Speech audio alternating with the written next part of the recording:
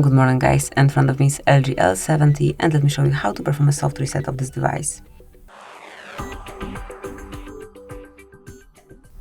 So basically all you have to do is to tap on power button and smoothly hold it.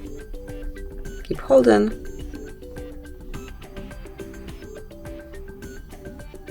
And now you can remove your finger from the button. Okay, actually I did it 1 second before, so let me retry it. Keep holding. And now you can remove your finger from the button. Within a couple of seconds your device will be rebooted. And that's it, that will be all. Thank you for watching. Please subscribe our channel and leave the thumbs up.